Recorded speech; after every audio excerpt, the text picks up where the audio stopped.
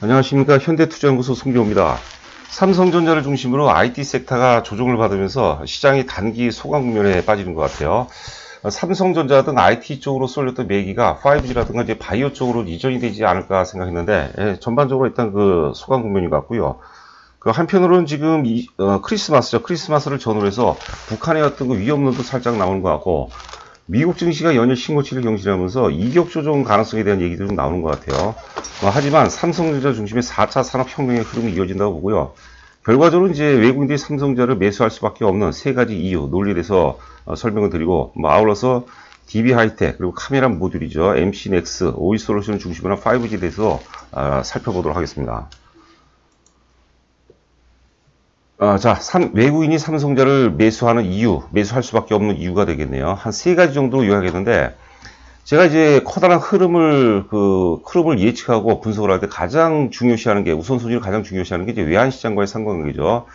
잠시 후에 자료를 살펴보도록 하겠지만, 지금 원달러 환율 기준으로 증권 주식시장하고 지금 다이버전스 신호라고 그러죠. 원화는 지금 주식시장에 비해서 절상을 하고 있는데, 주식시장은 거기에 맞게 올라줘야 되는데 오르지 못하고 있다는 것이죠. 그렇다면 결국은 주식시장이 외환시장을 따라갈 수밖에 없고, 그게 이제 외국인의 순매수 이유 중에 하나라고 보는 거고요. 아울러서 기술적으로 세 가지 매수 논리에 대해서도 한번 살펴보도록 하겠습니다. 두 번째는 TSMC죠. 대만의 그 대표적인 파운드리 업체죠. TSMC는 삼성전자의 미래라고 보는 거죠. 제가 보기에는 잠시 후에 또 우리가 자료를 살펴보도록 하겠지만, 삼성전자의 한 6개월 정도 후의 모습이 아닌가 생각이 됩니다. 지금 삼성전자가 보통주 기준으로 57,000원 역사의 고점인데 지금 돌파 직전에 와 있죠. 결국 이제 그 돌파하면서 계속해서 이제 그 역사 신고가 돌파와 함께 상승 랠리가 이어진다고 보는 거죠. 아울러서 이제 외국인들이 2019년 올해 같은 경우는 이제 그 한국 대비해서 상대적으로 대만 쪽을 많이 사는데, 내년 같은 경우는 이제 TSMC도 다소 좀 정체를 보일 가능성이 있겠고, 삼성전자가 이제 D램이라든가 낸드 중심에서 턴어라운드 가능성이 굉장히 높아지고 있겠죠. 그래서 또 외국인들이 살 수밖에 없고요. 그렇다면 외국인들이 한국 증시를 상대적으로 대만에 비해서 안 산 이유가 뭐냐면, 역시 그 미중 간의 불확성이죠. 한국 증시는 한국 증시는 중국 증시 영향을 절대적으로 받죠.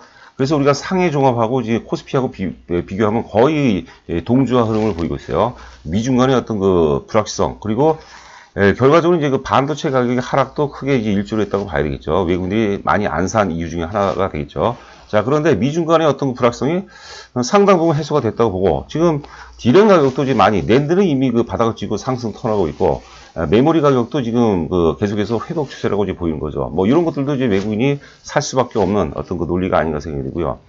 마지막으로 보면 이머징 마켓에 지금 그 한국 시장이 상대적으로 굉장히 많이 저평가가 되어 있습니다. 그런데 수익률 제고 차원에서 2020년은 결국 이제 한국 증시의 대표 주자가 삼성전자이기 때문에 삼성전자를 사줄 수밖에 없다는 거고, 참고로 이제 삼성전자 외국인 지분이 보통주 같은 경우는 지금 57% 정도, 우선주는 한 92%가 되거든요. 우선주 같은 경우는 실제 유통 물량이 많이 없죠. 여하튼간에 주가가 여기서 추가적으로 하락해서 가장 사실 피해를 입는 그런 세력은 외국인이 될 수밖에 없겠죠. 그래서 뭐 잠시 후에 우리가 기술적 논리로 또 접근을 해보도록 하겠지만, 특히 10일 이동평선을 깨서 외국인들이 좋을 것은 하나도 없다. 그렇다면 어제도 우리가 그런 말씀 드렸는데, 지금 가격대는 물리고 안 물리고의 차원이 아니라 지금은 절대적으로 매수해야 되는 그런 포인트가 아닌가 생각이 됩니다. 자, 아울러서 이제 DB 하이텍, MC넥스, 오이솔루션, 솔브랜 이런 종목들도 검토를 한번 해보도록 하겠습니다. 자, 오늘이 이제 크리스마스 이브입니다. 저도 이제 오후에 약속이 있는데 하여튼 그 좋은 성탄 되시기 바라고요.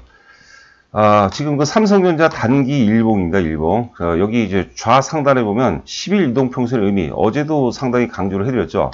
외국인들이 21일 동안 이제 5존을 순 매도를 했죠. 매도한 이후에 이제 순매수로 전환이 되면서, 이제는 이제 지금 10일 이동평선을 깨느냐 지지하느냐 지금 기로에 서 있어요. 오늘 굉장히 중요한 시점이라고 보는 거고, 당연히 매수의 관점으로 이제 접근하는 것이 이제 맞다고 이제 보는데, 10일 이동평선이 깨진다는 것은 최근 열흘 동안 매집한 세력의 평균 매수 단가가 깨진다는 것을 의미하는 거죠. 손해본다는 것을 의미하죠. 최근 10일 동안 외국인들이 주로 이제 샀죠. 한 2조 원 가까이, 전체 시장 보면 2조 원 정도 순매수를 보였었는데, 결국 이제 11선, 외국인들 입장에서 11선을 지킬 가능성이 높겠고요. 지금 봉 차트를 보게 되면은 5일 연속 이제 음봉이 나왔기 때문에 내일은 이제 휴일이 되겠고 목요일이죠. 내일 모레 같은 경우는 일단 양봉이 나올 가능성이 높아요. 그런데 양봉이 양호하게 거래 수반이 되면서 장대 양봉이 나오게 되면은 사실 더 아래, 더 저가에 매수하려는 그런 사람들이 굉장히 허탈해지는 거죠. 그래서 조금 물린다. 우리가 주식을 최고 상투에 팔 수 없는 거죠. 마찬가지로 최고 바닥에 살 수가 없는 거거든요. 그렇다면 오늘 가격대는 최적의 어떤 가격대가 아닌가. 저는 삼성전자가 지금 세일 기간이라고 생각한다. 그런 관점으로 좀 접근하는 것이 어떤가 생각이 됩니다. 여하튼 간에 이동평선이 획일적인 게 아니에요. 어쩔 때는 5일선이 중요하고, 어쩔 때는 21선, 61선, 120선이 중요한데, 지금은 10일 이동평선이 굉장히 중요하죠. 다시 한번 반복적으로 말씀드리지만, 외국인 21일간 오전 매도 이후에 지금 순매수로 전환되는 시점이 지금 한 열흘이 지났고, 열흘 동안 순매수를 했다고 보는 거거든요. 그런데 11선을 깨면 그 10일 동안 매수한 세력들의 평균 매매 단가, 매수 단가가 깨지는 거죠. 손해를 보는 거죠. 그렇기 때문에 지킬 가능성이 높고요. 두 번째는 마지막에 요 화살표죠. 맨 위에 있는 화살표죠. 이 갭이 발생됐는데 이게 돌파 갭이냐 소멸 갭이냐 중요하죠. 소멸 갭이라면 주가는 박살이 나죠. 그런데 저는 돌파 갭일 가능성이 높다고 이제 보는 거죠. 돌파 갭이란 것은 수급의 병목 구간이 해소가 되는 지역이라고 보는 거고, 이런 어떤 모형새는 역시 역사적 고점이죠. 삼성전자 역사적 고점 돌파 직전의 마지막 어떤 눌림목 과정이다. 이렇게 우리가 해석을 해봐야 되지 않나 싶습니다. 자, 그리고 이제 세 번째는 이제 소멸 갭이 아니라 돌파 갭일 가능성이 높다고 그런 거고, 이 돌파 갭 지지선하고 12동평선하고 같이 겹친 거예요. 그러니까 굉장히 강력한, 현재 가격대가 굉장히 강력한 지지선일 가능성이 높다고 그런 거고요. 세 번째는 조정파와 충격파. 이거는 이제 예전에도 많이 말씀드렸죠. 외국인들이 매도하는 구간에서는 주추세가 아닙니다. 조정파동 말 그대로. 근데 요번에 사들어간 파동은 상승 충격파라고 보는 거죠. 이거는 보조입니다. 조정파는 보조 추세고, 이거는 주추세죠. 주추세에서의 파동이기 때문에 지금 외국인들이 한 2조 원을 순매수했거든요. 매도는 이제 5조 원 순매도했죠. 2조 원을 순매수했기 때문에 제가 여러 차례 강조를 해드렸지만 최소한 1차적으로 추가로 3조 원 이상을 순매수할 가능성이 굉장히 높다. 이제 그 근거를 제가 이제 순차적으로 풀어나가려고 합니다. 오늘 가격은 굉장히 좋죠. 자, 이거는 이제 TSMC는 삼성전자의 6개월 미래다. 이렇게 말씀드렸는데, 사실 그 전까지는 삼성전자와 TSMC가 상승과 하락을 같이 동조화를 보였어요. 특히, 삼성전자 같은 경우는 이제 2018년도 영업이익 기준으로 58조 8천억이었죠. 고점을 찍으면서 2018년도서부터 사실 빠졌거든요. TSMC도 같이 조정을 보이고, TSMC는 대신에 이제 2019년도부터 굉장히 강력한 상승 파동이 나왔어요. 6개월 정도 미래였는데 이제 월봉상 양봉이 하나, 둘, 셋, 넷, 다섯, 여섯 이렇게 나왔다고 이제 보는 거죠. 그리고 지금 화살표는 뭐냐면 지금 삼성전자의 위치라고 이제 보는 거죠. 정확히 얘기하면 이제 4개월 후의 미래라고 보시면 되죠. 지금 삼성전자가 역사적 고점을 돌파하기 직전의 그런 모습이죠. 그렇지 않습니까? TSMC는 이제 단기적으로 이제 어떤 더 간다고 이제 보는 건데, 단기 급등에 따른 어떤 피로감 때문에 좀 눌림목 조정이 들어올 가능성이 높겠고, 삼성전자는 그 틈을 이용해서 이제 본격적으로 역사를 돌파하게 되면 여러분들 삼성전자가 제가 보기에는 이제 개별주처럼 그렇게 상승할 가능성도 굉장히 높습니다. 매수를 신고가를 돌파하게 되면 매수가 매수를 강화시키는 단계가 되죠. 그리고 관성과 함께 본격적으로 이제 가수요가 개입되거든요. 그렇기 때문에 또 저점의 기울기가 급격하게 이제 체증되는 경우가 이제 많다고 보는 거죠. 자, 삼성전자의 월봉이고, 기간은 앞서 이제 TSMC하고 똑같습니다. 역시 2016년도는 4차 산업의 출발이기 때문에 이제 삼성전자와 이제 TSMC가 같이 출발했고, 조정도 비슷하게 받았어요. 물론 삼성전자는 이제 디램 비중이 절대적으로, 메모리 비중이 절대적으로 높기 때문에 조정폭이 좀 깊었고, 다시 이제 상승 전환되는 모습이고, 올해 같은 경우 이제 TSMC가 역사 고점을 넘어갔고, 이제 삼성전자는 못 넘어갔죠. 그렇죠. 자, 실적 보시면은 재미있는 게, 여기 앞에 이제 빨간색 보면 57,520원인데, 이게 2017년 11월이에요. 2017년. 이때 이제 영업 이익 기준으로 53조였는데, 2018년도는 훨씬 더 좋았어요. 10% 가까이 더 급증을 했는데, 주가는 빠져버렸어요. 2018년도는 내내 빠졌어요. 왜냐면 미래가치 선반영이죠. 2018년도에는 그러니까 주가가 빠지는 과정 속에서 지배했던 사고가 2019년도는 굉장히 안 좋을 것이라는 그런 미래가치가 이제 1년의 미래가치가 미리 반영되면서 주가가 빠진 거고, 올해는 어떻습니까? 지금 최근 나온 보고서입니다. 이게 2023년에 나온 보고서를 제가 캡처 잡은 건데, 올해 예상 영업이익이 27조예요. 27조인데 최악이었죠. 반토막이죠. 반토막도 더 빠졌죠. 그런데도 불구하고 3만 원대, 3만 한 6천 원대까지 바닥에서부터 지금 이제 5만 5천 원대까지 지금 오르고 있는 거죠, 지금. 실적이 안 좋은데도 불구하고. 내년도 예상 영업이익이 한 38조 정도 나온다고 하거든요. 지금 전망치대로라면. 그런데 이 고점 때 최고 영업이익이 뭐 58조, 거의 59조인데, 그런 59조인데, 여기는 지금 38조인데도 불구하고 이렇게 역사 고점 부근에 와 있다는 것은, 이거는 여러분들 굉장히 의미가 있는 겁니다. 굉장히 중요한 거예요. 제가 보기에는 삼성전자가 뭐 그냥 막 던지는 건 아니고요. 영업 기준으로 최고가 사실 그 59조 정도 됐죠. 제가 보기에는 2022년, 2023년 정도가 되면 한 100조 원에 육박할 가능성도 굉장히 높아요. 100조 원이 되려면 분기 영업이익이 25조 정도가 나와야 되겠죠. 4개 분기니까. 저는 그럴 가능성이 높다고 봐요. 과거가 아니라 이제 그 작년 같은 경우 영업이익이 가장 좋았죠. 사상 최고였는데 그때 분기 최고 영업이익이 18조로 제가 기억하고 있거든요. 그렇다면 지금 삼성전자가 반도체 분야, 반도체도 이제 그 메모리를 중심으로 해서 살아나고 있고, 그 다음에 비메모리 지금 수주가 계속 증가하고 있죠. 지금 인텔의 CPU도 위탁 생산 받았고, 그 다음에 퀄컴의 반도체 칩도, 통신 칩도 지금 위탁 받았고, 그 다음에 어딘가요? 까먹은 건데, 지금 중국의 바이두인가요? 바이두 것도 지금 위탁 생산을 받았거든요. 지금 2020년 되면은 비메모리 분야가 본격적으로 이제 개화 시기에 맞는다 봐야 되죠. 아울러서 이제 5G 통신 관련된 그런 매출도 증가하고 스마트폰도 끝내주죠. 그렇다면 그런 것들이 여러 가지 공명을 일으킨다면 2021년도, 내년에 이제 2020년도는 이제 본격적으로 이제 개화기가 되겠고, 실적의 정점은 2022년, 2023년 정도가 될 가능성이 높지 않을까 생각이 됩니다. 여하튼 간에 핵심은 뭐냐면, 삼성전자가 영업이익이 올해 예상 영업이 27조인데도 불구하고 작년에 반토막도 안 되는데도 불구하고 역사적 근처에 와 있다는 것은 굉장한 의미가 있다. 이렇게 해석하시면 될 것 같아요. 야, 방송이 길어질 것 같네요. 자, 이거는 이제 원달러 환율인데 이게 이제 다이버전스 신호라고 그러죠. 지금 이제 주식시장은 철저하게 외환시장의 영향을 받을 수밖에 없어요. 그러니까 원화가 절상되는데 주가가 못 오른다. 그러면 결국은 원화가 절하가 되는 게 아니라 주식시장이 다시 외환시장을 따라가는 거죠. 그러면서 주가는 오를 수밖에 없는 그런 환경이요. 그렇기 때문에 외국인들이 순매수할 수밖에 없는 그 논리 중에 결정적인 논리 중에 하나라고 이제 보는 거죠.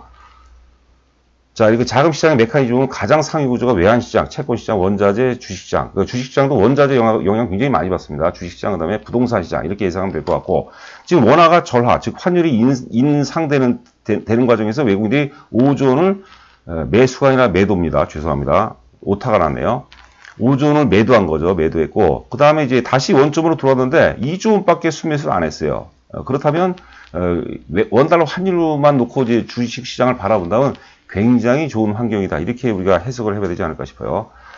자, 그 다음에 DB 하이텍인데 이게 이제 그 최고점이 28,000원이거든요. 지금 과열이라는 얘기를 많이 하죠. 물론 이제 단기 과열이죠. 근데 이 3차 산업의 어떤 패러다임으로 본다면 이게 고점이지만 4차 산업의 어떤 패러다임으로 바라본다면 28,000원이 바닥입니다. 그러니까 많이 오른 게 아니에요, 여러분들. 그렇게 우리가 해석을 해보시기 바랍니다. 자, 그 다음에 이제 그 5G 종목군을 보죠. 여기 보면 이제 시세는 소녀처럼 찾아와 토끼처럼 사라진다. 이런 느낌이 들더라고요. 지금 5G 테마 보면 일촉즉발이라고 하죠. 하여튼 본격적 랠리의 어떤 그 바로 직전 단계가 아닌가 싶어요. 그래서 소녀와도 같은 그런 어떤 그 흐름이 아닌가 생각되죠. 오이솔루션이 가장 양호하죠. 오이솔루션 서진 시스템이. 지금 이제 뭐 계속해서 변하니까 그 댓글에는 어떤 분이 또 이상한 얘기를 달았는데 그렇게 생각하지 마시고요. 제가 뭐 특별한 이해관계는 없고 저는 가급적 논리로 접근하려고 하는 거죠. 여하튼 오이솔루션의 흐름이 가장 양호하죠. 대표주 중에 하나죠. 서진 시스템이 여러 가지 이제 뭐 5G만 하는 게 아니라 뭐 자동차라든가 혹은 스마트폰 뭐 에너지 저장 장치 뭐 다양한 포트폴리오 갖고 있거든요. 양호하죠. RFHRC도 뭐 비교적 괜찮습니다. 그리고 이제 KMW가 뭐 여러 번 말씀드렸지만 사실 다른 거에 비해서 물량이 수급이 꼬여있기 때문에 조금 부담이 된다. 그런데 5G 테마 같은 경우는 특히 이제 흐름이 중요하죠. 흐름은 양호하고, 그 다음에 개인기 같은 경우도 뭐 굉장히 탁월합니다. 아주 엑셀런트한데 마지막 이슈거리가 좀 나와야 된다고 보는 거죠. 조만간에 이제 연초로 가면 갈수록 가능성이 굉장히 높아진다고 봐야겠죠. 이 5G 테마는 마치 지금 소녀의 감성이 지배하는 그런 단계가 아닌가 이렇게 생각됩니다. 자, 그 다음에 이제 그 MC넥스죠. 카메라 모듈의 MC넥스와 이제 파트너로 관계인데 이것도 이제 어제도 강조를 해드렸는데 그 사실 대부분의 대중들의 집단 사고는 파트너를 요구하죠. 왜냐하면 MC넥스가 비싸고 많이 올랐기 때문에 아유, 나는 상대적으로 바닥을, 충분히 바닥권에 있는 파트론을 사겠다. 이런 생각을 하는데 그게 혼자만 그런 게 아니라 대중적 집단사가 사고가 다 동일한 거예요. 그러니까 파트론은 굉장히 무거워지는 겁니다. 그러니까 MCNX가 만약에, 향후에 한 20% 오른다면 파트론은 10%도 못 올라가요. 반대로 MCNX가 한 10% 빠지잖아요. 그러면 파트론은 더 빠진다고 봐요. 근데 흐름상 봐서는 파트론이 여기서 빠질 가능성이 낮다고 보는 거죠. 그러니까 우리가 역으로 이용하는 거죠. 파트론도 오를 가능성이 높다 하면은 당연히 MCNX를 사야 되는 거죠. 오늘 같은 경우 이제 상승 장악형 패턴이 나왔죠. 내일 모레, 내일은 이제 휴일이고 내일 모레 같은 경우는 이제 그렇기 때문에 이제 당연히 마이너스 날 가능성이 높은데 일단 큰 비중을 두기보다는 조금 정도 투자 금액의 한 10% 정도 그 정도 선에서는 한번 사볼만 하지 않을까 싶습니다. 자, 그 다음에 이제 솔브레인과 동진 세미캠의 상관관계인데, 둘 다 이제 국산화 수혜주죠. 요번에 이제, 한일 간, 분위기가 굉장히 좋은 것 같아요. 화해 가능성이 굉장히 높습니다. 서로가 요구하는 것 같아요. 아베 같은 경우도 굉장히 고집을 부리고 있는데, 지금, 정치적으로 많이 부담감을 느끼고 있는 상태이기 때문에, 한국과 화해를 통해서 어떤 그거를 이제 이슈화 시킬 가능성이 높다고 보는 거죠. 문제는 솔브레인, 여러 가지 있지만 제가 솔브레인하고 이제 동진 세미캠 사례를 말씀드린 거죠. 솔브레인은 지금 역사적 고점을 갓 돌파하려는 그런 이제 모습이고, 동진 세미캠은 과거에 한번 최고의 절정기를 한번 확인했어요. 25,000원에서. 1파동, 2파동, 3파동, 4파동, 5파동 나오면서. 이렇게 되면은 수급이 꼬여버려요. 매수가 이미 포화를 이뤘다는 거예요. 매수가 포화를 이루기 때문에 앞서 이제 우리가 MCX와 파트론의 그런 관계하고 똑같은 거죠. 저희도 예를 들어서 신규로 회원 가입했는데 동지세미가 갖고 있다. 그러면 다 팔았고 솔브레인을 다 바꿔주는 거예요. 이거는 원칙이에요. 물론 원칙이 위배돼서 주가가 등락하는 경우도 있는데 그건 저는 전혀 맞지 않다고 보는 거죠. 자, 하여튼 여러분들 지금 당장 최근에 한 5일 정도간 시장이 굉장히 침체인 것 같은데 제가 보기에는 폭풍 전야의 그런 흐름이 아닌가 생각이 되고요. 앞서 짧은 시간이나마 하여튼 나름대로 우선순위를 설정해서 여러분께 언급을 해드렸는데 저는 그게 이제 다라고 보는 거죠. 외국인이 삼성전자를 살 수밖에 없다는 것이죠. 그래서 사는데 언제 사느냐. 여기서 추가적인 조정을 기다리는 것은 설사 그게 현실화가 된다 하더라도 저는 어리석은 발상이라고 보는 거죠. 현명한 사람은 물리는 거예요. 여기서 사는 거죠. 아름답게 물린다. 이런 표현이 어떨까 싶은데요. 여하튼 간에 건승하시 바라고 메리 크리스마스입니다. 마지막으로 구독과 좋아요 부탁드립니다. 감사합니다.